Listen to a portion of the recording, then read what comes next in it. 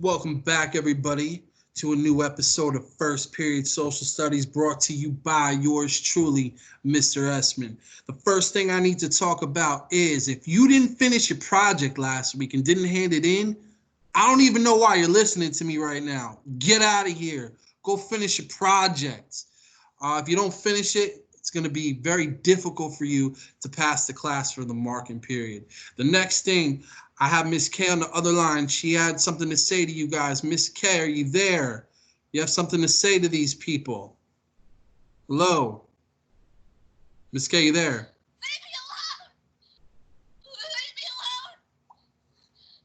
Leave me alone! Leave me alone! Oh, okay. All right. Have you guys been calling her? Have you been messaging her, emailing her? She wants you to leave her alone. Maybe she wants me to leave her. I don't know. Let's leave her alone.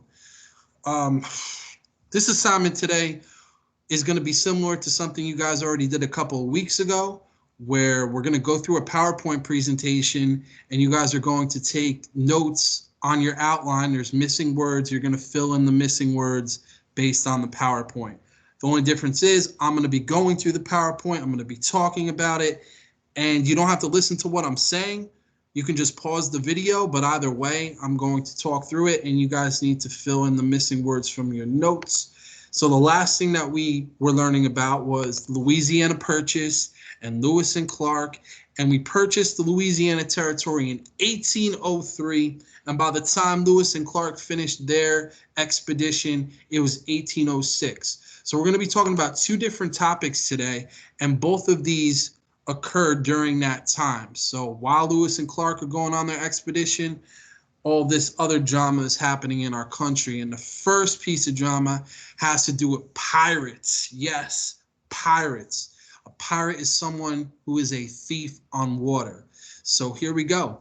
USA ships carrying goods were being attacked by pirates from what's known as the Barbary States. The Barbary States are 4 different countries in northern Africa. You have Morocco here, Algiers, Tunis, and Tripoli. And here's Africa, here's Europe, and in between is the Mediterranean Sea.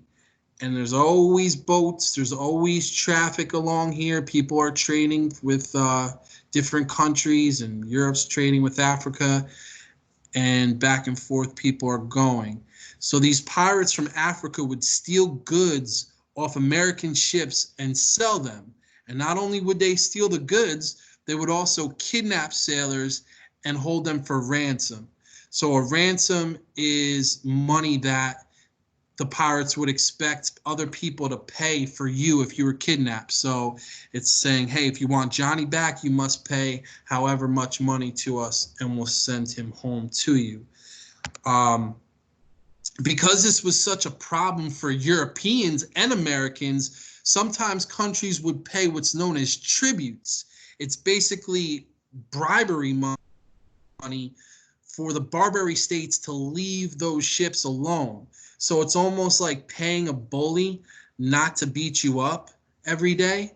So countries like America would pay off the leader of these Barbary States so the leader could tell his pirates to leave these ships alone, because all of these ships would sail their flags from the country that they were from. And if you knew that that country already paid you off, you technically weren't supposed to go after those ships. But the thing is, the pirates didn't care. They still were greedy and wanted their stuff. So they still attacked U.S. ships.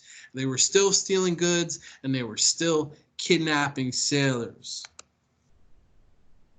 So after a while, if you're going to pay this bully not to beat you up and he beats you up anyway, well, you're going to stop paying him. So our president at the time, Thomas Jefferson, he stopped paying the state of Tripoli, the country of Tripoli. And they claimed that the U.S. was late on payments, and they demanded additional money from the United States, and eventually they declared war on us. Jefferson decides to send warships out to the seas to protect these sailors. The U.S. eventually goes into war with Tripoli in 1801.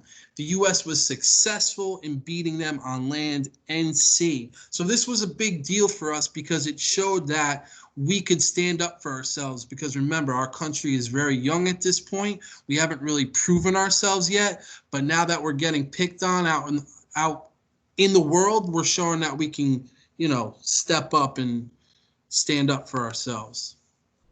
So that was one drama we had to deal with. The next drama, there was a war between France and Britain.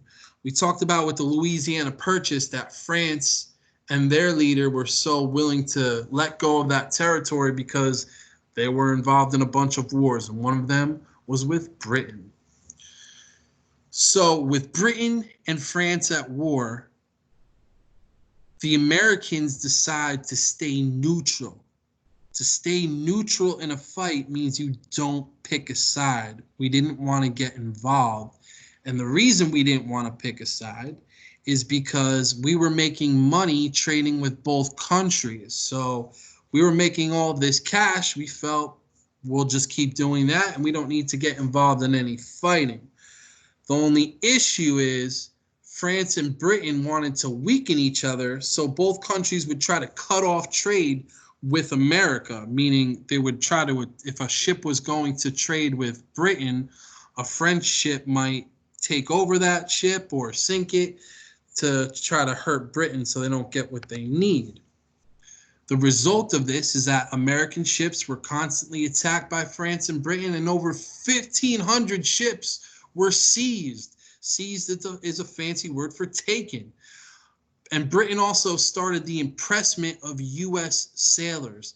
Impressment means to take or kidnap U.S. sailors and force them to serve in the British Navy. So it's basically kidnapping them. Jefferson realized he needed to protect American citizens and keep peace with both countries. So what he did, he created something called the Embargo Act. This was a law that banned all trade with foreign countries.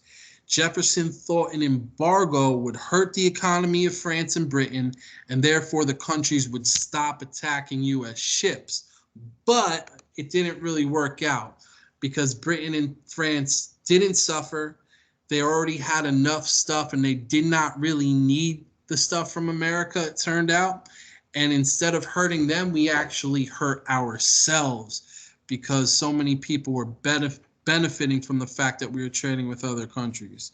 So because Americans were no longer making money off goods they used to sell to foreign countries, a lot of Americans lost their jobs, and a lot of Americans started smuggling, which is illegally buying and selling goods from and to Europe. So to solve this problem, Jefferson eventually overturns or cancels this law, crumples it up, throws it in the trash, and he comes up with something known as the Non-Intercourse Act.